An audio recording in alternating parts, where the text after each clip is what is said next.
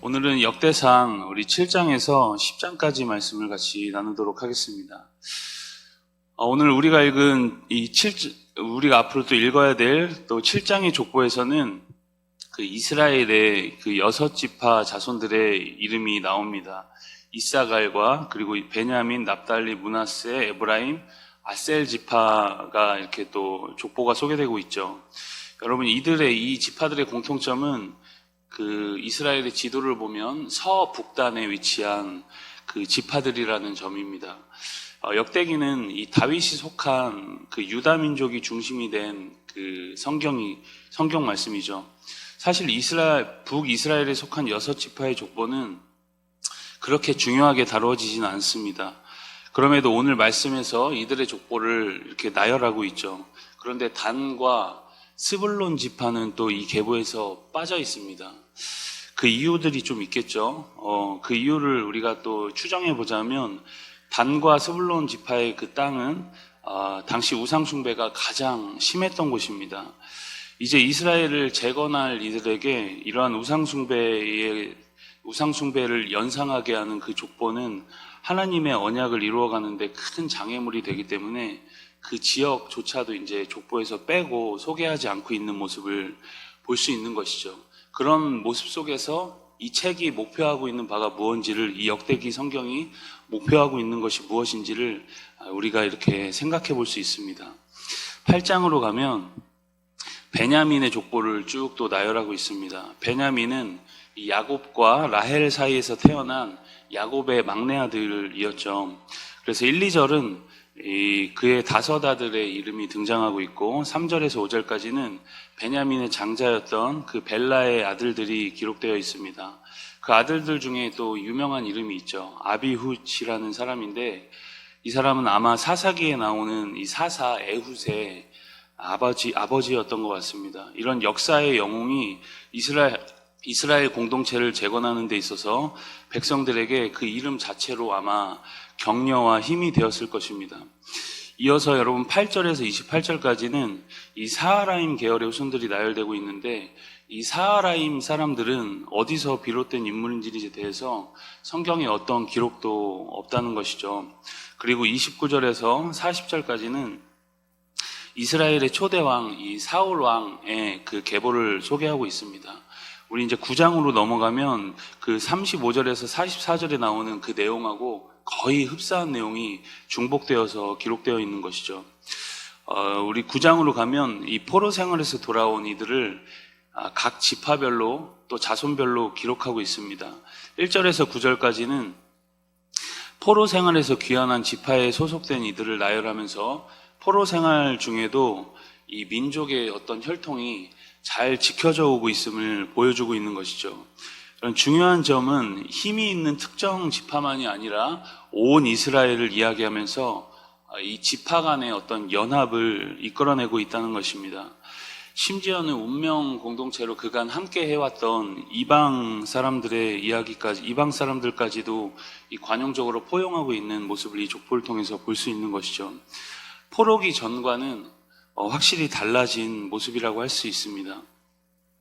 70년이 지나 돌아온 이 조국은 완전 폐허가 되어 있었고 이제 그곳을 그들이 귀환한 백성들이 한 마음으로 이제 재건해야 될 일만 남아 있었습니다. 그러기 위해서는 그들이 하나가 되어야 했습니다. 무엇이 그들을 하나로 이어줄 수 있었을까요? 바로 하나님을 믿는 신앙이 그들을 하나로 이어줄 수 있었던 것입니다. 10절에서 34절까지는 귀환한 제사장들과 레위인들의 족보가 그래서 이제 또 기록되어 있습니다. 공동체를 하나로 만드는 것은 성격이 비슷하거나 같은 생각을 갖고 있는 것이 중요한 것이 아니라 바로 신앙이었던 것입니다. 그 신앙 중심에는 성전을 빼놓을 수 없었기 때문에 성전을 중심으로 공동체를 재편하고 있는 것이죠. 그래서인지 자연스럽게 이 제사장과 또 레위인들의 지도력이 요구되었고 많은 종교 지도자들이 충성스럽게 자신들의 직분을 지켜냈습니다. 제사장부터 레위인, 회막 문지기, 그 외의 성전 기구들을 관장하던 레위인들까지 모두 자신들의 자리에서 맡겨진 소임을 다합니다. 35절에서 44절까지는 사울의 족보가 다시 한번 아까 이야기한 대로 중복되어서 거의 비슷하게 8장의 내용과 거의 중복되어서 똑같이 기록되고 있죠. 10장에서 사울 왕의 비극적인 죽음을 소개하기 위해서 다시 한번 사울의 족보를 도입하는 차원에서 소개하고 있는 것입니다. 우리 10장으로 가면 이제 드디어 그 지루하던 족보 이야기가 이제 끝이 나고 예수님이 오시는 유다의 이 다윗을 중심으로 유다 왕가의 내용이 이제 쭉 이어집니다. 그 중심에는 다윗이 있죠. 이제 그 다윗을 소개하기 위해서 어쩔 수 없이 사울을 다시 한번 소개하고 있습니다.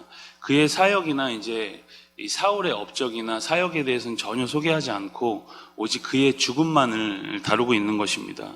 우리 10장 13절을 같이 한번 읽어보겠습니다. 10장 13절입니다. 사울이 죽은 것은 여호와께 범죄하였기 때문이라. 그가 여호와의 말씀을 지키지 아니하고 또 신접한 자에게 가르치기를 청하고.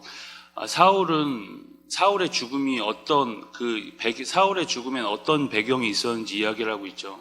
사울은 하나님 말씀에 순종하지 않았습니다. 구체적으로는 제사를 가볍게 여기고 아말렉과의 전투에서 진멸하라고 했던 것을 진멸하지 않고 신접한 자를 찾아가서 자신의 나라의 운명을 점을 치고 그런 일들을 했습니다. 이렇게 사울의 죽음은 단순해 보여도 단순한 죽음이 아니었던 것입니다. 분명 불순종의 대가였던 것이죠. 여러분, 우리 삶에 사울과 비슷한 정도는 아니겠지만 언제나 부족함이 있습니다. 그러나 그 불순종이 우리가 불신자라는 것을 드러내는 정도의 어떤 표징이 되지는 않기를 바랍니다. 우리가 매 순간 어떤 선택을 하는지를 보면 나의 진짜 영적 상태를 알 수 있습니다.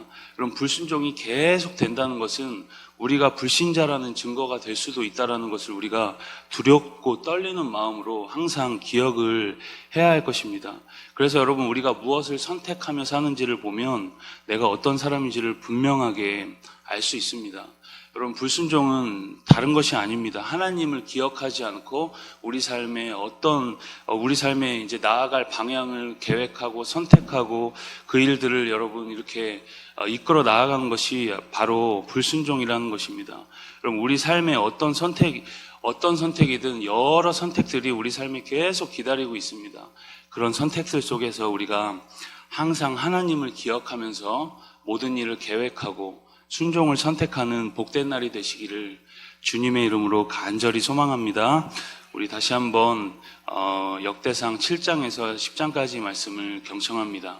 주의 말씀은 내 발의 등이요 내 길의 빛이니이다. 아멘.